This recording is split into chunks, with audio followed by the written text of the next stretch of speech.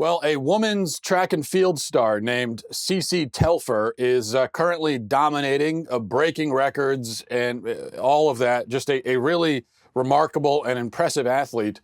And I want to read you a little bit of what the Daily Wire article about this really remarkable individual. Telfer is headed to the NCAA championships on March 8th through 9th, reports a website for Franklin Pierce Athletics.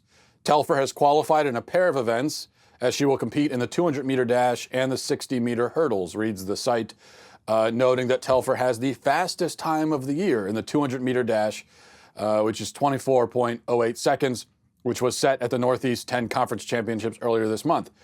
Her fastest time in the 60-meter hurdles is 8.33 seconds, which came in December at the UMass Boston Indoor Open. She is ranked third in the country in the hurdles and seventh in the 200-meter dash.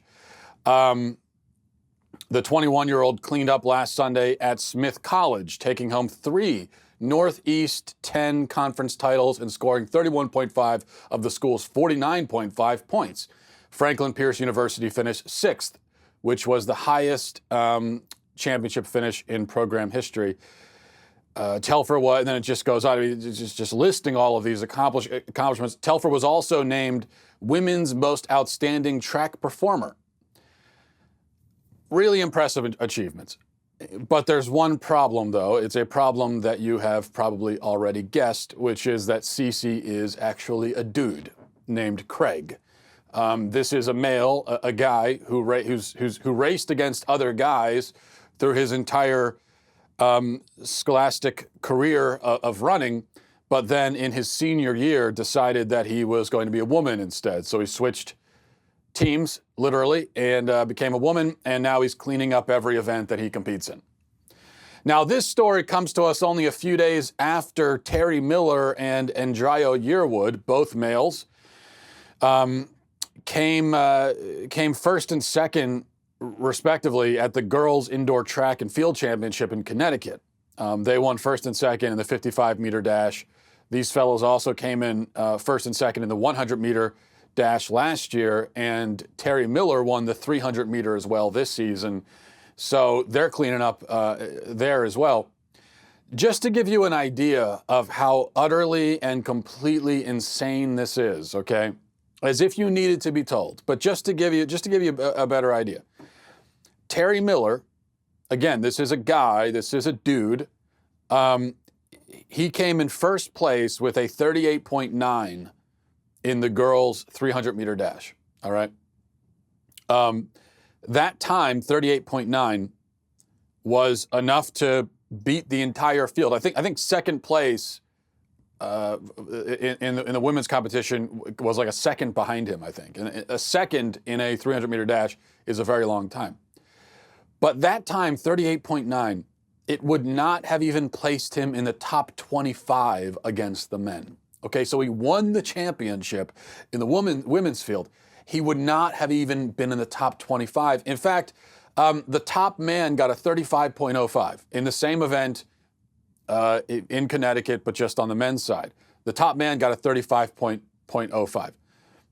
Number 25 got a 36.75. Remember, Terry Miller won with a 38.9, meaning Miller was a full 2 seconds behind the 25th ranked guy.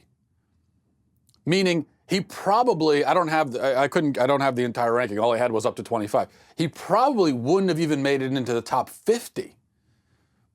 He could maybe compete for a top 100, at most a top 75 spot. And yet he dominates against women. Why is that? Because of biology. It's just that this just shows you what kind of biological advantage men have. And what does this mean? It means that the girl who came in third in the event where Terry Miller and Yearwood both competed, the girl who came in third she actually won. She actually came in first place. But she was cheated out of the gold medal by these two cheaters. And the girl who came in fifth and got no medal should have come in third and gotten a bronze. And the girl who came in eighth place in the event that the two dudes raced in should have come in sixth. And sixth is very important because it puts you in front of college coaches and scouts, and it gives you a chance to compete in front of them, which obviously is very important in high school for the rest of your track and field career. And by the way, that particular young lady, the one who came in 8th but really came in 6th, her name is Selena Sewell, and she appeared on Laura Ingram's show a couple of nights ago. And I want to play for you a clip of this just to show you kind of the real human impact of this gender madness that we've got going on. So watch this. So I am very happy for these athletes, and I fully support them for being true to themselves and having the courage to do what they believe in. But in athletics, it's an entirely different situation. Since it's scientifically proven that males are built to be physically stronger than females, it's unfair to put someone who is biologically a male who has not undergone anything in terms of hormone therapy against cisgender girls. How incredibly sad is that? I mean, how sad is it, first of all?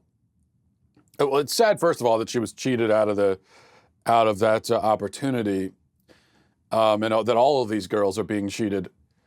But also, if you watch that interview, you see how she feels the need to keep saying how she's happy for these two guys and the whole team. They're happy for them. But of course she's not really happy for the guy, nor should she be. There's no way this girl or any of these girls are actually happy for the dudes who came and stole the medals from them. You're not going to be happy for a cheater. But she's forced to walk on eggshells, to dance around it, and I don't blame her. She's in an impossible and unfair situation. These are just kids. These are kids who are being put in this situation where it's just there's no way to win for them. And so they can either be cheated and say nothing and lose that way, or they can speak up and potentially face all kinds of consequences if they do that. Again, we all know that, of course, she's not happy for these cheaters. She must be furious, as well she should be. But she can't get up there and say, these two guys are cheating and what they're doing is despicable. She can't say that, even though we all know that she's thinking it, and we're all thinking it. Because the SJW mob, the leftist maniacs who put her in this position, they've also made her feel afraid to say how she really feels. Though she is, we should mention that she is very brave, I think, for saying as much as she does, and for speaking out at all. And I commend her for that, because she's braver than a lot of adults. And that's what I keep thinking when I hear about these stories. Where are the parents? Now, I'm sure that there are parents who are protesting and speaking up, but all of the other parents should be saying something, should be protesting, you can't just sit back and allow your daughters to be cheated like this. Meanwhile, Martina Navratilova, I always mess up her. Navratilova, there we go. Was a legend of women's tennis, openly gay, a gay rights activist for a long time, has been expelled from a gay rights advocacy group and is getting attacked by the left because she wrote an article recently stating the obvious, that men should not be able to compete against women in tennis. She says that, she's got all the respect in the world for transgenders and she'll use the pronoun that they want and all that, but there is a certain biological reality to this. And if you start letting men into women's tennis, it's going to be the end of women's tennis, because women cannot compete with men in tennis or in really any athletic competition. But she's and for saying that, she is being silenced. She is being punished. Now, here's the thing about all this. Everybody knows that this stuff is crazy, right? Everyone knows that it's crazy. You right now watching this, whoever you are, I don't know who you are, whatever your politics are, whatever planet you live on, you know that it is absolutely crazy that we are letting biological males compete against women and take their championships and their trophies. You know that. We all know that. I don't care how far left you are. You still know that. So just to sort of highlight this point, I did a poll on my Twitter account last night, and the poll question was very simple: do you think that biological males should be allowed to compete against women in women's sporting events? Yes or no, right? And last I checked, which was a couple hours ago, but last I checked, there had been 25,000 answers to this poll, 25,000 answers. And of those 25,000, 97% were against allowing boys to compete against girls. 97% to 3%. And actually, the 3% is even smaller than that, because I saw there were quite a few comments from people saying, oh, I hit yes, I meant to hit no. So it's probably more like 98.2 or 99.1, but let's just say 97% for argument's sake. Yes, it is a skewed poll. This is not a scientific poll. I wouldn't claim that it is. My followers tend to be conservative, so this is not the kind of result that I can send to a scientific journal or something like that. It is skewed, but I mean, come on. You could not find this kind of consensus on any other issue. I guarantee you that even with my conservative skewing Twitter followers, if I put out a poll about abortion or gay marriage or gun rights or immigration or taxes or literally anything else, you are not going to find 97% of people who agree. I mean, it's very difficult to find a group of 25,000 people where almost all of them agree on not just an issue, but on a supposedly contentious, controversial issue, right? This is, I mean, this is all anecdotal, of course, but you could also go look at the comment section under any news story about these kinds of things, about boys competing against girls. And you look at the comment section, every comment, doesn't matter where you are, whatever site you go to, almost every single comment is going to be opposed. Not just opposed, but extremely angrily opposed.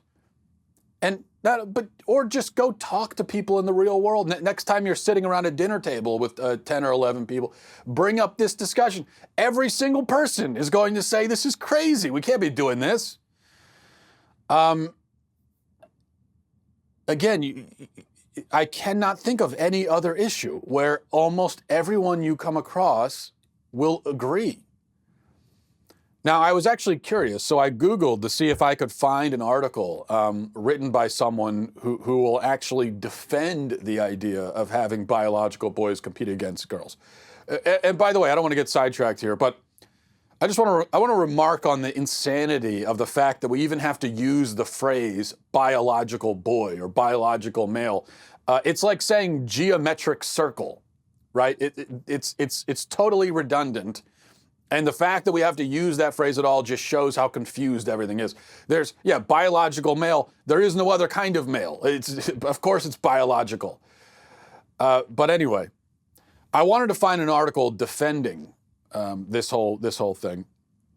You would think, considering we see this happening across the country with boys being allowed to compete against girls, I mean, there must be people who agree with it. There must be some kind of argument in favor of it, considering the fact that it's happening everywhere.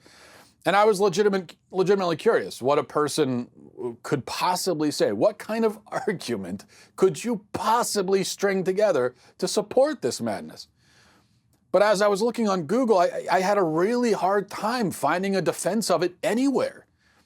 This isn't the kind of, although the left, generally speaking,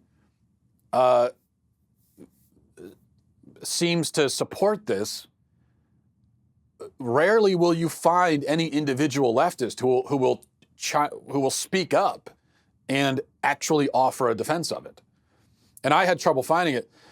I did eventually find something in a publication called The Nation, relatively well known, and it's about the Navratilova thing, written by someone who thinks that she's a transphobe and she's wrong for wanting to exclude men from women's sports. Here's the argument that this article makes. I'm going to read from it. It says, the reality, I can't even keep a straight face. It starts with the reality.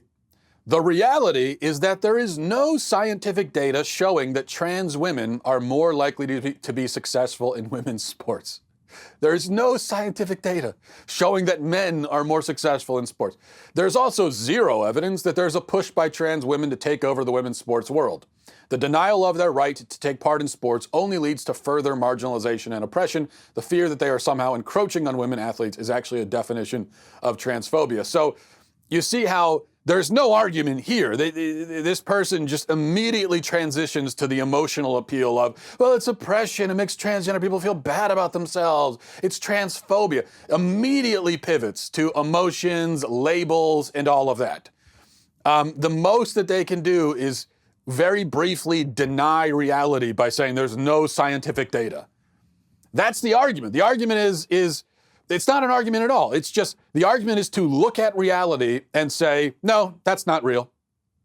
The argument is looking at a solid wall. Like I'm looking at that wall right there and saying, no, there's no wall there. It's not there. That's my argument. I believe that there's no wall there.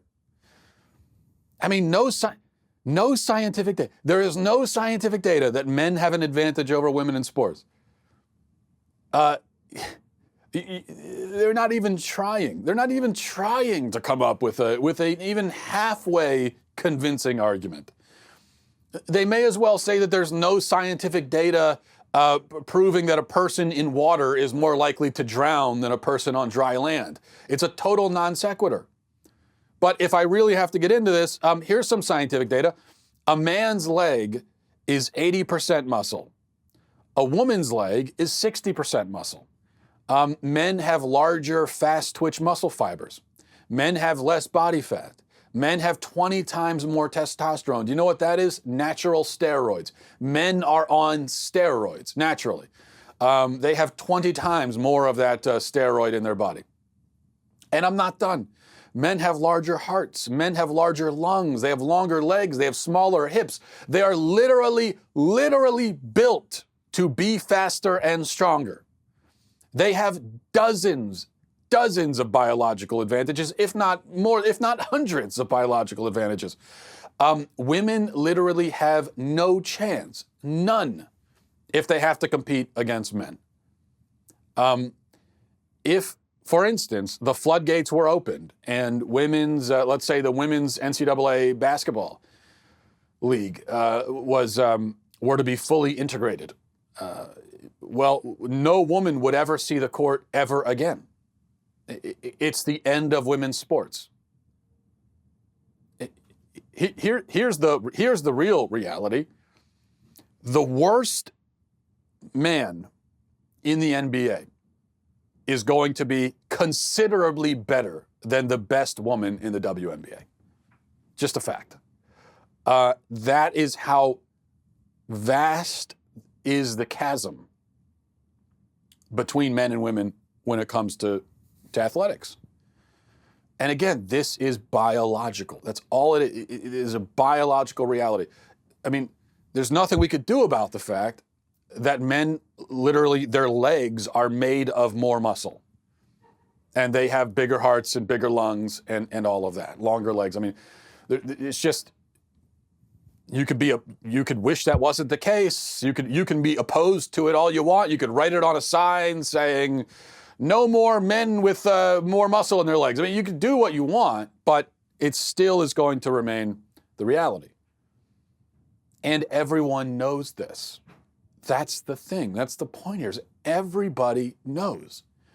I honestly doubt that there is any even halfway sane person in the country who actually thinks that it's fair and reasonable to have men competing against women.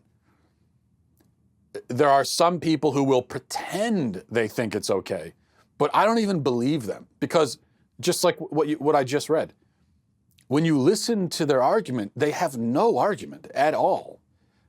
So there's simply no way they're convinced by what they're saying.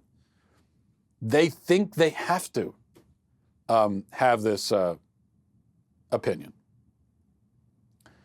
But why is it? Why is the tiniest fringed minority, a group of people making an argument so insane, so baseless, so lacking in common sense that it literally cannot be defended? Why is this group allowed to impose itself on us? If almost all of us agree that this is crazy, and if almost all of us can recognize the basic biological advantages that men have, first of all, the basic biological difference between men and women, and the advantages that those differences bestow on men in the field of athletics, if almost all of us can recognize that, then why is it that this stuff is happening? Well, I asked that question kind of in passing a few days ago on the show. I didn't really answer it. So here's the answer. The answer is that this very small fringe minority, and this is, when I talk about the fringe minority, I'm talking mostly about people who pretend to think that this is okay. Because as I said, I'm not sure that there's anyone who really thinks it's okay. And that minority, even though they are a minority, they happen to control all of the major institutions.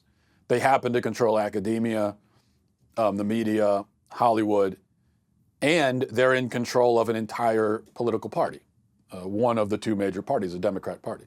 So that's how they've done it. That's how this really fringe, radical, wacko idea has somehow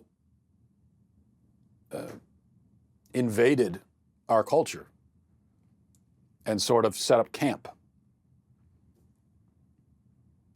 But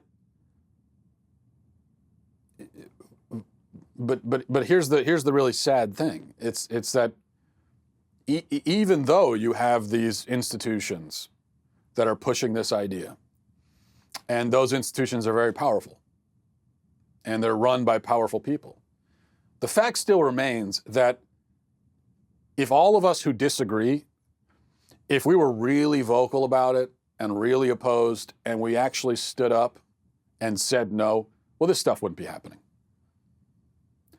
Whenever, in any case, when you've got, in any state or in any school district, when they start doing this, if all of the people who think it's crazy actually stood up and said, no, absolutely not, this is crazy, we will not tolerate it.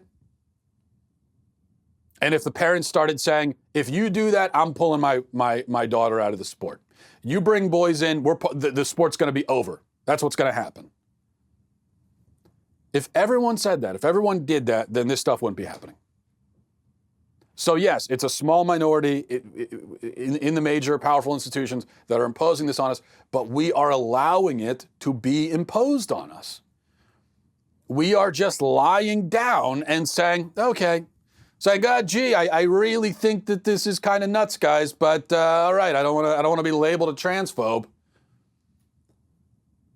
Look, you got to get to a point where those kind of labels, the label transphobe means nothing to me. I don't care about that label. I am not offended by it. I don't care. It is the stupidest label. It has no meaning whatsoever. Yeah, I'm a transphobe because I think men are men and women are women. Fine, go ahead. I really don't care. It means not. I mean, you got to get to a point where that label just does not bother you at all. It means nothing. I don't care.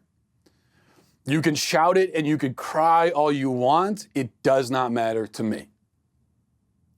And I think we all need to get to that point where when people start shouting it, that's transphobia. You know what you do? You laugh at that. You laugh at it. Treat it with contempt. And that's the other problem, is that I think there are people who think, well-meaning people, but they think that, I'm opposed to it, but we got to be delicate and careful, and we got to be diplomatic about it. We don't want to hurt people's feelings. No, we're past that now.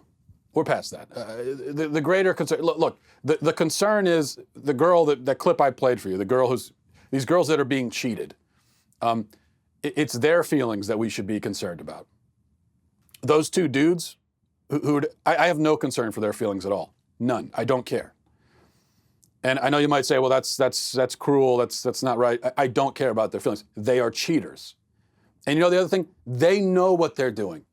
Now they might have mental problems that they think that they're girls when they're not. So maybe they do. Maybe they don't, and they're just straight up cheating. They realize that they realize they can't hack it against the boys, so they're doing this. It's just total self-interest. That could be the case. Maybe they do have some real mental issues, but that doesn't let them off the hook morally. They know what they're doing. They know that as soon as they step on the track, they have removed any chance that any of these girls have to succeed. And they know that. And they are being totally selfish. And so what, I should care about their feelings as they act selfishly and they cheat? I don't. All right, let's see, moving on. This was funny. Usually I save my emails for the end of the show, but I wanted to share 2 emails with you right now. These are both in reaction to my show yesterday. So let me read the first one. The first one says, Matt, what has happened to you? You've become a shameless Trump booster. I never thought you would sell your soul to the Trump cult, but that is what has happened. You should be ashamed of yourself. I've unfollowed you on all platforms. I know you won't care, but I thought I'd tell you anyway. Okay, that was the first email. Second one. Dear Matt, your never Trump bull S is too much to stomach. You can't seem to ever give the president a break. He's trying to fix this country. All you do is criticize him. Sorry, but I'm done with you. So now it's just funny because that's in reaction to the same show. It appears that I am a never Trump boosting, Trump hating, Trump loving, Trump cultist with Trump derangement syndrome. It's a very complex condition that I have. I'm used to these kinds of emails, of course. I've been getting them for 3 years. Usually, though, it fluctuates day to day or week to week, depending on what's in the news. It was funny to get the 2 versions, the 2 competing versions in the same day. And that was because yesterday on my show, I offered a defense of Trump in regards to the Cohen hearings. And I said that the hearings only helped to vindicate Trump from any claims that he engaged in any kind of criminal behavior. So I said that.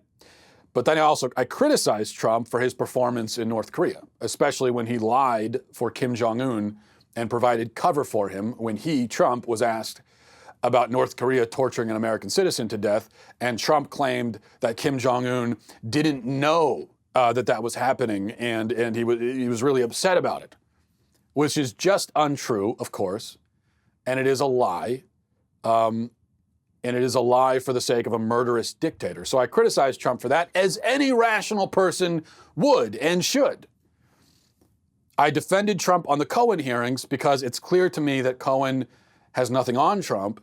And moreover, I'm very disturbed by what the Democrats are doing here, the precedent they're setting by refusing to accept the results of a free and fair election and instead doing everything they can, throwing anything they can against the wall to try to get rid of the president. I find that to be a very dangerous precedent. So I defended the president over that.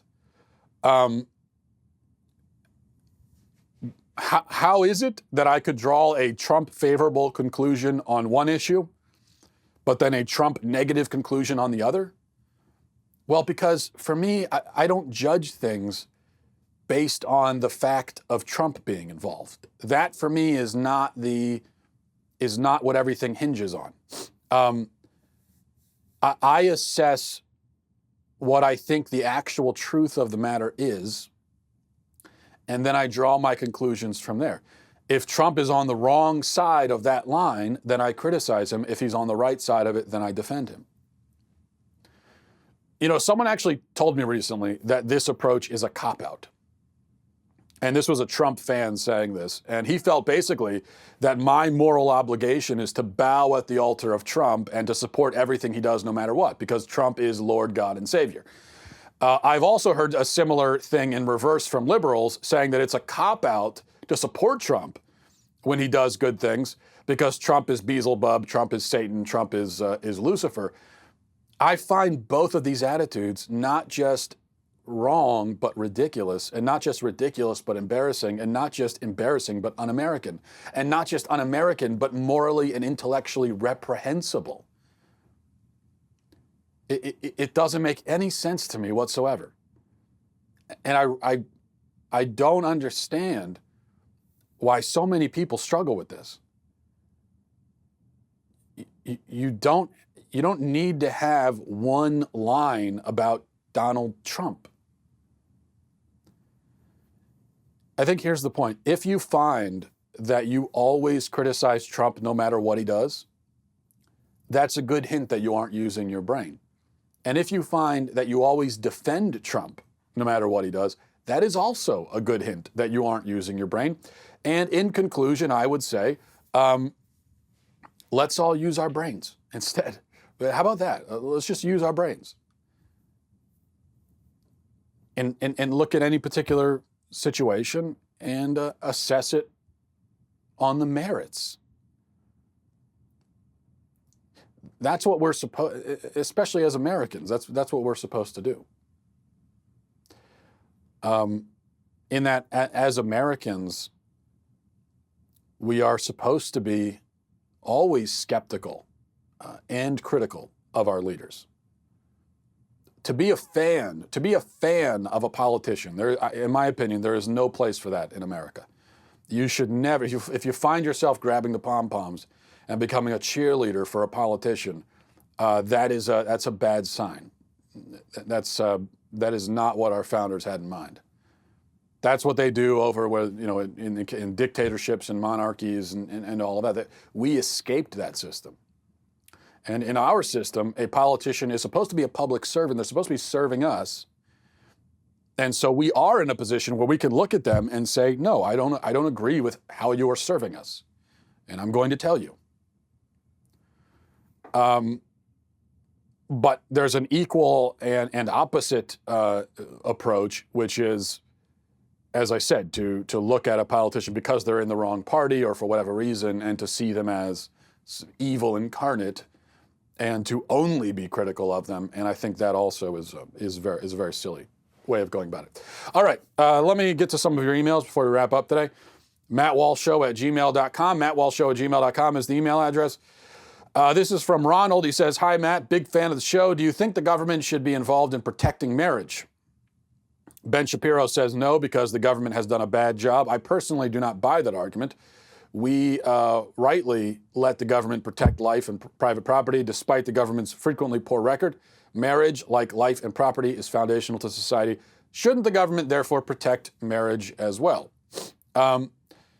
Well, Ronald, I wouldn't phrase it that way. I think that this protect marriage thing is kind of a false premise. The government does not need to protect marriage. The government rather should recognize marriage, recognize it for what it actually is by definition, for what it necessarily must be, which is a union between a man and a woman, and, as you say, the foundation for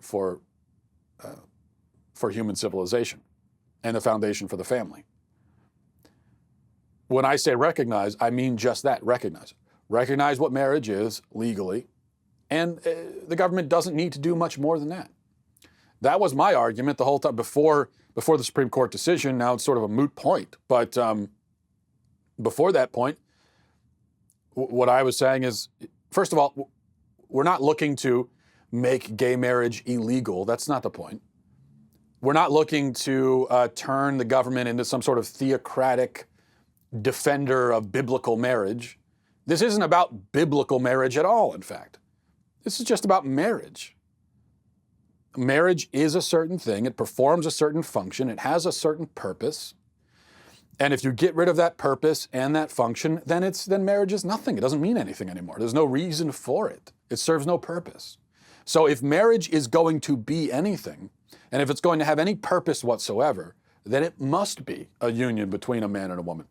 If you take that away, then marriage is what? Well, people say, oh, it's people that love each other. It's a union between people that love each other. Well, you can get together with whoever you want and love them. It's not an issue for public concern. We don't need the government. We don't need the government involved in that at all. You don't need a label for that. You don't need a ceremony. You don't need anything. If you want to love somebody, you don't need anything for that. You just love them, right? The whole idea of marriage, the reason why we have the documentation and the ceremony and all of the stuff surrounding it, is that it's not just about love. It's not just about In fact, I mean, sometimes in a marriage, people will go through a tough period where, well, they still love each other because love is an active choice, but they may even go through periods where they have very little affection for each other. Yet they're still married because marriage is more than that. Marriage is about being the foundation for the family. And so I think our argument as defenders of this was, or should have been, that we just want the government to recognize that. This is what marriage is. All right, so it's kind of splitting hairs a little bit, but I think it's an important point. This is from Jesse, says, hi Matt, it's interesting to me that you talked about ectopic pregnancy today because just yesterday my wife and I had a conversation about that very subject. We are both pro-life, but agree that in cases like ectopic pregnancy, abortion may be regrettably necessary. But suppose they come up with a procedure where they can relocate an ectopic pregnancy to the uterus so the pregnancy can go to term healthily. Should we require women to get that surgery rather than an abortion? For the purpose of this thought experiment, let's say that the abortion is a simple drug and the procedure is an open surgery with the attendant risks that go along with that. It's an interesting hypothetical. First of all, just to, again, speaking of splitting hairs, as I won't get into the whole thing again, but as I explained yesterday, when a woman is taking care of an ectopic pregnancy so that she doesn't have a fallopian tube burst and bleed to death, I wouldn't call that abortion. That's sort of talking about the principle of double effect and everything. I would say that is not an abortion. Although it has the same result, because the intention is entirely different. Whereas in an abortion, you are just directly killing a child because you don't want the child. That's what an abortion is. It's not the case with an ectopic pregnancy. Although I know what you're saying. As to your hypothetical, I would say it's an interesting hypothetical. I would say that yes, if that technology existed, then I suppose a couple that found themselves in a situation with an ectopic pregnancy, I think they would have a moral obligation to get that procedure. The whole point with an ectopic pregnancy as it stands now is that there is no way to save the pregnancy. There's nothing you can do. And if you do nothing, then the woman could die. So that's the whole reason why it becomes a relatively clear-cut case. But if you could save the pregnancy, then I think you would have the moral obligation to do that. Let's see, I got a lot of emails about the ectopic pregnancy discussion. They were all very interesting. But running out of time, so I can't read all of them. Let's see, I'll read... This is from Father Greg. He says, I'm a longtime listener of your podcast, and while I don't always agree with you, I can at least see the internal logic of your position when I disagree. In your discussion of the principle of double effect, you missed one essential element. The positive or desired effect cannot flow from the negative effect. That is why you missed the moral distinction between the removal of the fallopian tube and the direct abortion. In the case of the removal of the fallopian tube, you remove the tube and the child dies due to a lack of ability to sustain its life. The positive effect, the mother's health outcome, flows from the tubal removal, and the secondary effect, the death of the child, remains morally distinct even though it is foreseen. Whereas in the case of the direct abortion, the positive outcome directly flows from the death of the child. The mother's health is maintained because the child is killed. It is not the case that you do not intend to kill the child in this instance. It may be the case that you only intend to kill the child because you do not see another reasonable option and therefore do it reluctantly. However, the intended purpose of abortion remains the same. The key principle of the effects remaining morally distinct is what distinguishes the principle of double effect for the simple logic of the ends justifying the means. I understand the distinction of your argument. I would only counter that the reason why you say it's morally acceptable to remove the fallopian tube is the intention, correct me if I'm wrong, what you're saying is the intention is to remove a blocked, the act and the intention is let's remove this blocked fallopian tube, right? The fact that it is blocked with a pregnancy is a very tragic but secondary fact. Well, I would say that the point of the drug is the same. The drug is only without the medically unnecessary surgery. So the point of the drug is to clear out a blocked fallopian tube for the sake of protecting the mother's life and preventing a rupture that would kill her. and it happens tragically that there is a life is part of what is blocking the fallopian tube, but that is not the direct intention. The direct intention, again, is to clear out this tube that if you don't, it will rupture. So that I think you could argue that the, sort of the ending of the pregnancy is a secondary fact. So it seems to me that taking the drug is as much of a direct attack on life as removing the tube. I could be wrong, but that's just how it seems to me.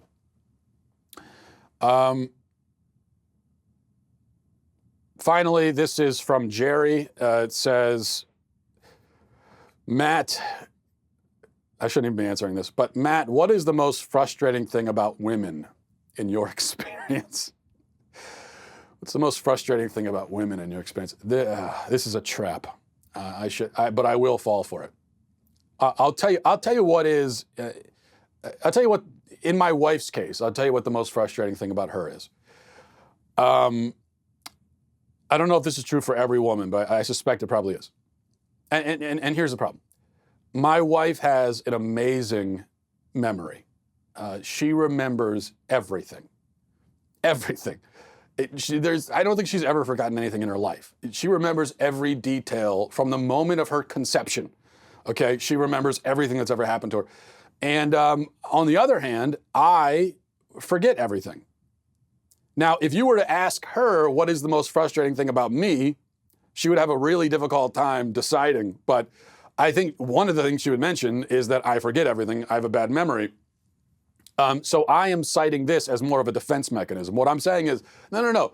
The problem isn't that I forget everything. The problem is that you remember. You see, if we both just forgot everything all the time, then it would be like Memento, and every single day is a new adventure. It'd be like Groundhog's Day. Every day is a new adventure. So and it would solve a lot of problems. The problem with her memory is twofold. One, it's hard for me to win arguments because. So just as an example, a few days ago, my wife was having back problems, and she kept mentioning this part of her back that was causing her problems, was hurting her. And she was telling me specifically, like it's right here in this area, and she was showing me. Well, at night she mentioned it again that her back was hurting, and so I said, "Oh, where does it hurt you on your back?" And she said, "Are you kidding? I've been telling you all day." And then I said, okay, but I mean, come on. I have back problems all the time, and it's not like you remember exactly where on my back it hurts. And then she said, yeah, it's right below your left shoulder blade. And I said, okay, let's just forget that point. Let's just move on from that, because apparently you do remember. So, and that kind of thing happens all the time. The other problem with her memory is that she's able to hear a very long and drawn out story from somebody and retain all of the information that they tell her. And she has like this little magical elf in her brain that just transcribes everything anyone tells her and then files it away in a filing cabinet. I don't have that elf, and it's not my fault. I don't have the magical elf. I don't know where she got it. I don't know if she was born with it. I don't have it, and that's not my fault. So when she wants to relay information to me, she forgets sometimes. This is the one thing she does forget. She forgets that I don't have the elf. So she'll tell me information in the form of this long story, and she'll expect me to remember, at the very least, the important bits of it. So if she has something important to tell me, she'll eventually get to the important part, but she has to set it up, set the stage, introduce all the major characters, the minor characters. Sometimes she'll go back, she'll do she'll kind of do a review of the last episode, last time on, and she'll do that, and then she'll describe the setting and everything. Sometimes she begins with this lengthy preamble. Sometimes it'll be a story for her will begin like the beginning of 2001: A Space Odyssey, where it'll begin with like the Big Bang and the dinosaurs, and she'll slowly make her way, weaving everything together, and then she'll make her way to the incident she wants to describe to me. And she's a brilliant storyteller, but by the time she gets to the important part, I'm a million miles away in my head. It's been information overload and I'm overwhelmed. And then I get in trouble 3 hours later when I ask her something that she already covered in the story she told me. And she'll go, really? I just told you that. And then I'll say, yeah, but I got lost around the time when you were, talking about the French Revolution. I got lost somewhere around there. I didn't make it to modern times. So this is why I ask my wife, and all women, I think, could do this as well.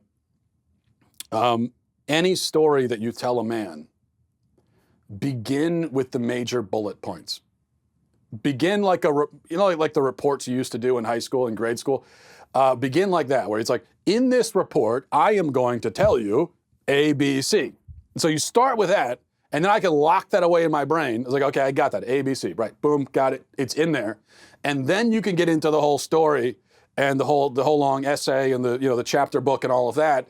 And I'll pick up bits and pieces of that, but I got the main parts here, and I won't forget them. But you got to start. So I literally have to tell my wife sometimes before she begins the story. I have to say, okay, hold on a second. Give me the bullet points first. And then she'll give me the bullet points, and then she'll tell the story.